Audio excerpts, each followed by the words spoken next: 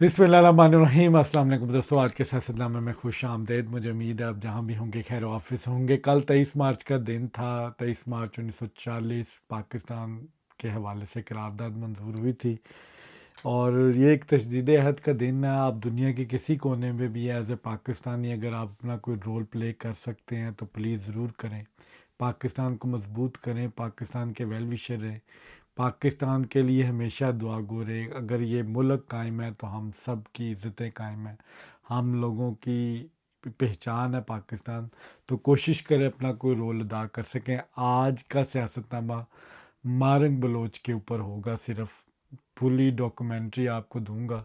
अगर आपको ये वीडियो पसंद आए तो प्लीज़ आपने लाइक शेयर ज़रूर करनी है और कमेंट्स में ज़रूर बताना है। मारंग बलोच बलोचिस्तान की एक एक्टिविस्ट हैं। कलात कबीले से इनका, कलात के इलाके से तल्लक है। इनके वालिद साहब कभी रिसर्च कीजिएगा गफ़ार लांगू कि वो कौन थे।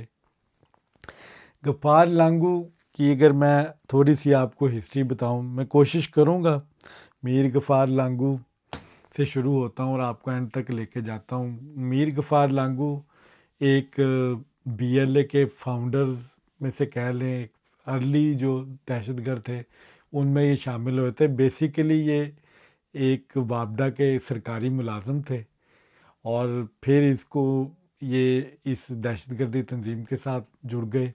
ये 5 बहनें और एक भाई है, भाई इनसे छोटा है, बाकी ये तमाम बहनें हैं मारंग बलोच। तो इनके वालिद साहब 2008-9 में इन्होंने हथियार फेंक दिए थे। तब पीपल्स पार्टी की गवर्नमेंट थी और बड़ी कोशिशें की पीपल्स पार्टी ने। केपी में भी दहशतगर्दी थी, वो इंगेज नहीं हुए। बलूचिस्तान में उन्होंने बड़ी राइट्स की बात की। फिर 18वीं तरमीम आई, बलूचिस्तान को उनके हकूक़ जो मांगे जाते थे उनकी काफ़ी ग्रीवेंस कम की गई। तो 2008-9 में इनके वालिद साहब भी वो जो हथियार डाले गए वापस आए और फिर उसके बाद ये गायब हो गए और इनका मिसिंग पर्सन। तब इन्होंने भी, इनकी बेटियों ने, ज़ाहिर बाप की मोहब्बत में इनकी बेटियों ने काफ़ी प्रोटेस्ट वगैरह किए। लेकिन 2011 में इनकी लाश मिलती है जो कि पाक फ़ौज से लड़ते हुए बीएलए के दहशतगर्द मरते हैं।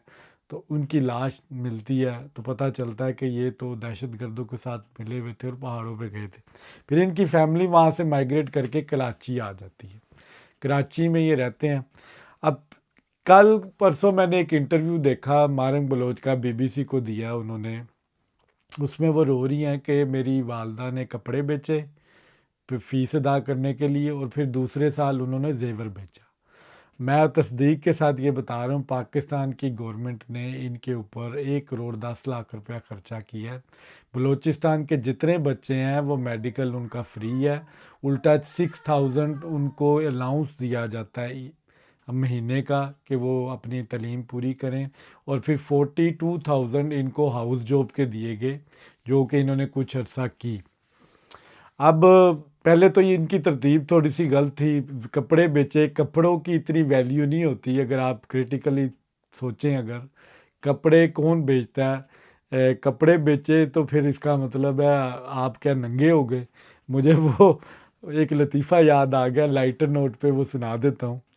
वो एक मरासी था, उसके पास पैसे पूसे आ गए, उनके घर चोरी हो गई तो महल्ले वाले चौधरी साहब गए। उन्होंने बड़ा अफसोस किया कि यार आपके घर चोरी हुई, सब कुछ वो ले गए। तो चलें कोई नहीं, पैसा तो आने जाने वाली चीज़ है, आपकी इज़्ज़त तो बच गई। तो आगे से वो मरासी बोलता है इज़्ज़त बेच गई तो पैसा आया था। तो इन ये मारंग बलोच के कपड़े बिक गए, फिर जेवर बिक गया।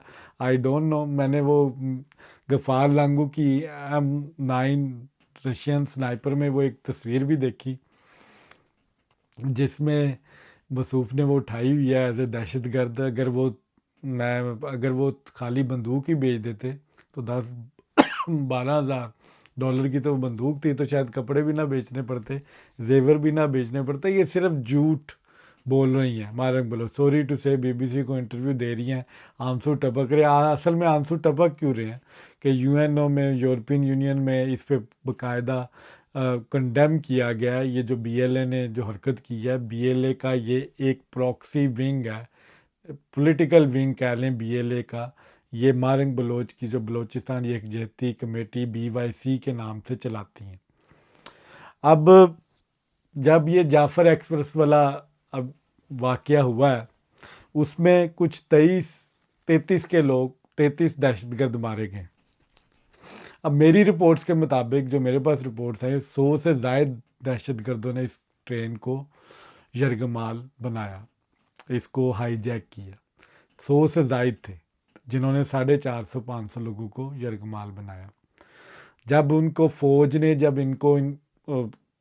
ان کے اوپر اٹیک کیا تو ان میں سے کچھ لوگ بھاگ گئے، اور جو سیکنڈ جو جتھا تھا جو بھاگ رہا تھا وہ رستے میں پاک فوج کے ساتھ انگیج ہوا، اور یہ 33 کے لوگ قریب دہشت گرد مرے۔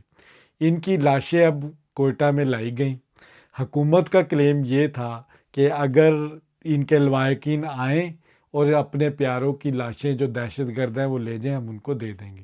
13 کے قریب دفنا دیے گئے، جن کی بالکل شناخت بھی نہیں ہو سکتی تھی۔ وہ گورنمنٹ نے اس کی تصویریں بھی دی، پروف بھی ان کے پاس موجود ہیں۔ باقی لاشیں کوئٹہ میں پڑی ہیں۔ اب یہ مارنگ بلوچ کی جماعت ہے، یہ نکلتی ہے اور وہ پروٹیسٹ کرتی ہے، اور وہاں سے 5 لاشیں اٹھا کے سراب روڈ پر لے آتی ہیں اور اس پہ واویلا کرتی ہیں کہ یہ مسنگ پرسن تھے ہمارے، اور یہ گورنمنٹ اب اس پہ ڈرامہ کر رہی ہے۔ گورنمنٹ کے پاس سب ثبوت موجود ہیں، گورنمنٹ نے ان سے وہ لاشیں واپس لیں، اور اس کے بعد ادھر جو ہنگامہ رائی ہوئی، گورنمنٹ کے کلیم یہ ہے کہ انہوں نے گولی نہیں چلائی، کوئی اس طرح کی فوٹیج موجود نہیں ہے، اگر ہے تو وہ بتائیں۔ واٹر کینز کے ذریعے ان کو اٹھایا گیا، بگایا گیا، 100 200 250 لوگ تھے جو یہ عورتوں کو بچوں کو ڈال بنا کے وہاں پہ لے آئی تھی۔ پھر وہاں سے جب یہ سارا ہنگامہ رائی ہوا تو وہاں پہ 3 کیجویلٹیز ہو گئی، 3 لوگوں کی ہلاکت ہوئی، جس میں سے ایک افغانی تھا اور 2 بلوچی تھے جن کو بعد میں دفنا دیا گیا۔ اب معاملہ خراب کہاں سے ہوا کہ یا نہ تو یہ ان کی کوئی ڈائریکٹ جو لاشیں یہ مانگ رہی ہیں یہ ان کے لواحقین ہیں، لیکن پھر بھی انہوں نے ایک پولیٹیکل ایکٹیویٹی کی، اس کو پروٹیسٹ کیا، اور پوری دنیا میں ہیومن رائٹس کی باتیں کرتی رہیں کہ جی وائلیشن ہو رہی ہے یہاں پر۔ اب اس سارے عمل کے بعد یہ چیز واضح ہو گئی، اس ہول پکچر کو دیکھنے کے بعد، کہ مارنگ بلوچ ایک ٹیررسٹ آرگنائز کو چلا رہی ہیں، ان کی ایک پولیٹیکل ونگ بنی ہوئی ہیں، یہ ہیومن رائٹس کی کوئی بات نہیں کرتی۔ ان کے والد صاحب کا مجھے ایک کول یاد ہے، میں نے کہیں پڑھا تھا بہت پہلے، جس میں انہوں نے فرمایا کہ میرا بدلہ نہیں آپ نے لینا، میں نے اتنے پنجابیوں کو قتل کیا ہے کہ میں پرسکون ہوں۔ پنجابیوں کے شناختی کارڈ دیکھ دیکھ کے بلوچستان میں مارا جاتا ہے۔ ان کے علاقے میں کلات میں 5 مزدوروں کو پہ اٹیک ہوا، 4 قتل ہو گئے، ایک حادثاتی طور پہ بچ گیا، انہوں نے اس کو کنڈیم نہیں کیا۔ پنجابی وہاں پہ جاتے ہیں ایز اے اسکل ورکر، کیونکہ یہ بلوچی اتنے اسکل نہیں ہیں، یہ ترخان جو لکڑی کا کام کرتے ہیں یا دوسرے گاڑی مکینکس کا کام کرتے ہیں یا مزدوری کرتے ہیں۔ وہ کنواں کھدائی کے لیے گئے تھے، وہاں پہ انہوں نے کنواں بنانا تھا، ٹیوب ویل وغیرہ لگانا تھا۔ پنجابی اسکلڈ ہیں اس فیلڈ میں، تو ان کو پیسے بھی زیادہ ملتا ہے، معاوضہ بھی وہاں پہ زیادہ ملتا ہے، تو اس لیے وہ جاتے ہیں۔ ان کے شناختی کارڈ دیکھ دیکھ کے یہ BLA کے دہشت گرد ان کو مارتے ہیں، لیکن انہوں نے کبھی اس چیز پر پروٹیسٹ نہیں کیا۔ اب یہ ساری تنظیم کو سپورٹ کیسے کیا جاتا ہے؟ ان کو سپورٹ کرتا ہے افغانستان، ایران تھرو انڈیا کی طرف سے پیسہ آتا ہے۔ میری اطلاعات کے مطابق ملینز ڈالر ان کو دیے جاتے ہیں، مارنگ بلوچ کو اور BLA کو۔ BLA پھر ان تک پہنچاتا ہے، ان کو اسلحہ بھی دیا جاتا ہے، جس کی وجہ سے یہ ساری دہشت ایکٹیویٹیز کرتے ہیں۔ اور پھر ان کے پاس ماڈرن اکوپمنٹس ہیں، ماڈرن ان کے پاس اسلحہ ہے، ویپنز ہیں، اور یہ پوری دنیا میں ایک نیریٹو، فالس نیریٹو بناتے ہیں کہ بلوچستان میں ہیومن رائٹس کی بہت وائلیشن ہو رہی ہے، وہاں پہ لاپتہ ہیں۔ حالانکہ وہ جو لاپتہ افراد ہیں وہ سب دہشت گرد ہیں، وہ پہاڑوں پہ چڑھے ہوئے ہیں، وہ پاکستان کی ریاست کے خلاف لڑے ہیں۔ انہوں نے اپنا ایک سو کولڈ بلوچی پاسپورٹ بھی بنا لیا، اپنا میپ بھی بنایا ہوا ہے، یہ یہاں پہ کھانا جنگی چاہتے ہیں۔ پاکستان کی آرمی کو کہتے ہیں کہ وہ یہاں سے نکلیں اور ہم اس پورے علاقے پہ قبضہ کریں اور ہمارا راج ہو. بہرحال یہ ایک لانگ سٹوری ہے، کبھی پھر اس پر بات کروں گا. اب اس کا حل کیا؟ میرے نزدیک ایک گرینڈ آپریشن، اس کا ایک وقت تعین کرنا چاہیے، کتنے ٹائم پہ یہ آپریشن ہوگا، اس کو کس طرح کلیئر آؤٹ کرنا ہے. جو ان کو اسلحہ دیا جاتا ہے اس کا رستہ روکنا چاہیے. جو پیسہ ان کو آتا ہے مالی طور پہ وہ پیسے رکنے چاہیے. بارڈر کو سیز کرنا چاہیے، بارڈر پار چاہے ایران ہے چاہے افغانستان ہے، کہیں سے بھی یہ ایکٹیویٹی جو بھی ان کو فیڈنگ ہو رہی ہے وہ پائپ لائن کو روکنا چاہیے، اس کو توڑنا چاہیے. اس چین کو بریک اپ کریں گے تو یہ پاکستان کا مسئلہ حل ہوگا. پاک فوج کو بہت اچھی قسم کی کوئی اسٹریٹجی بنانی پڑے گی جس میں ان سب کو انگیج کر کے آپ پاکستان کو بچا سکتے ہیں. ان لوگوں کو ایجوکیشن دیں، یہاں پہ ریسورسز یوز کریں. یہ بلوچیوں سے بھی میری گزارش ہے کہ آپ کے پاس یہ گوادر پورٹ ایک بہت بڑی اپرچونیٹیز آ رہی ہیں، اس کو بننے دیں. یہ پاکستان کا گیم چینجر ہوگا، بلوچستان کا گیم چینجر ہوگا. یہاں پہ لوگوں کو جابز ملیں گی، جاب اپرچونیٹیز کریٹ ہوں گی، آپ کو روزگار ملے گا، آپ کے علاقے ڈیولپ ہوں گے، آپ کو ایجوکیشن ملے گی. تو ایک اچھی اپرچونیٹیز ہے، اس کا فائدہ اٹھائیں، پاکستان کی کو سپورٹ کریں، پاکستان سے نفرت نہ کریں، پاک پنجابیوں سے نفرت نہ کریں.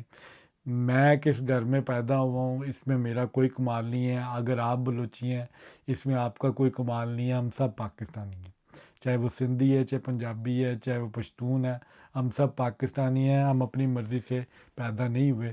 تو قدرت کے بنائے ہوئے جو اصول ہیں ان کی خلاف ورزی نہ کی جائے تو بہتر ہے.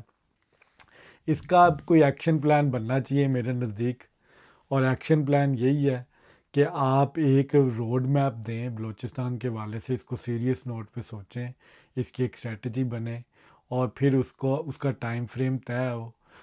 اگر سری لنکا میں وہ تامل ناڈو ختم ہو گئے ہیں تو یہ بھی ختم ہو سکتے ہیں. پاکستان آرمی ویل اکوپڈ ہے. گلبھوشن یادو جیسے آپ نے پہلے بھی جاسوس پکڑے ہیں، تو اس طرح کے جتنے دلال ہیں ان کو پکڑیں، ان کو لٹکائیں، ان کو سزائیں دیں. اور آپ کے پاس تو ساری ہر قسم کی سہولت آپ کے پاس ہے، آپ کے پاس مشینری ہے، تو کسی قسم کی پرابلم نہیں ہونی چاہیے. اونلی کہ آپ کی ول اگر آپ نے کر لی تو آپ اس مقصد میں کامیاب ہو جائیں گے.